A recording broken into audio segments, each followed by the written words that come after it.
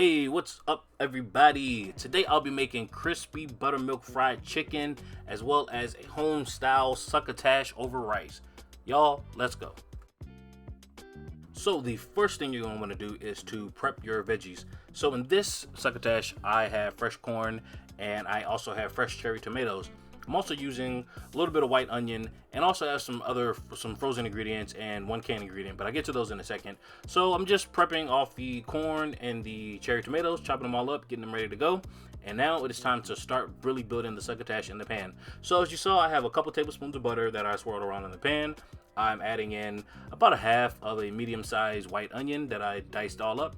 And now it's time to go in with some of those frozen ingredients. So I have about 2 cups of frozen lima beans that I'm adding in, and they're coming out in like little icebergs. I had to bang it all on the table. Y'all know what I'm talking about, in order to get those lima beans out of there. And just move it around in the pan for a little bit. And then I'm going to go in with about a cup of frozen okra. And you can leave okra out if you want to. You can add other kind of veggies. You can add zucchini. You can add other kind of veggies, squash. You can add bell peppers. You can do whatever you want to do. But these are kind of like the ingredients that I grew up eating in my succotash. My granddad actually used to use a lot of the fresh veggies from his garden. So that's kind of like how I was introduced to succotash growing up. So while I was talking, you saw I added in some fresh garlic, and I also added in 1 can of regular stewed tomatoes, or 1 regular size can, I should say, of stewed tomatoes. You can add diced tomatoes, you can add roasted tomatoes, whatever you prefer. And I also went in with about a cup of veggie stock, and so I just used about a teaspoon of that BTB veggie base, mix it all up together with some warm water, and then pour it all over the top. And I'm going to add a little bit more water later, but if you want to, you can kind of wait until it starts to cook a little bit to see how much water you want to add.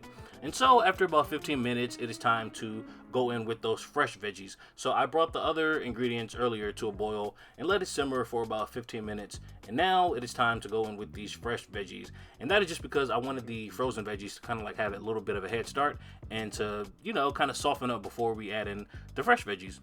Simple as that.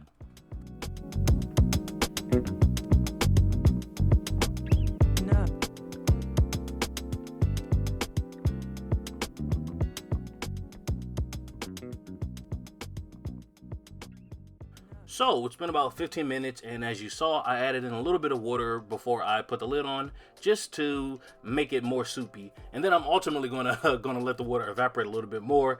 But I like to do this just to really create a nice rich broth to let it really cook inside the veggies. And so have a couple of seasonings, some Cajun seasoning, have a little bit of salt, a little bit of pepper, and then I just moved it all around a little bit, mix it all up together, make sure everything's all combined.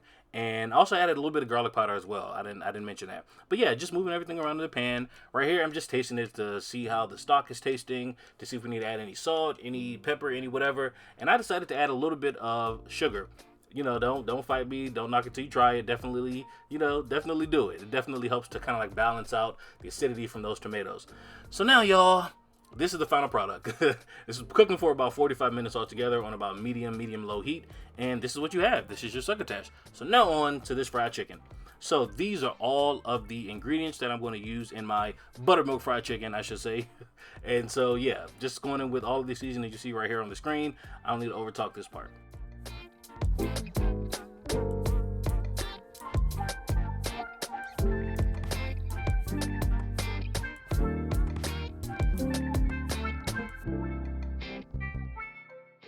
So as you saw, I went in with a little bit of buttermilk, about a cup of that buttermilk, and the buttermilk is really going to act as your binding agent. If you've seen my mustard fried chicken video, then you definitely know what I'm talking about with that kind of like binding agent and something that'll really hold the flour onto the chicken to make the skin get nice and crispy. And buttermilk definitely does that trick in this dish right here. So don't skimp on that buttermilk. You can also use half and half. I've done that before, mixed with maybe a little bit of heavy cream. I don't know about the heavy cream part, but definitely I've used half and half before. I think some people say you can use like some half and half and then mix it with a little bit of lemon juice, and that'll kind of give you the same effect. So, experiment. Do what you want to do. And then to about a cup and a half of flour, I just went in with literally the exact same ingredients as with the seasoning of the chicken.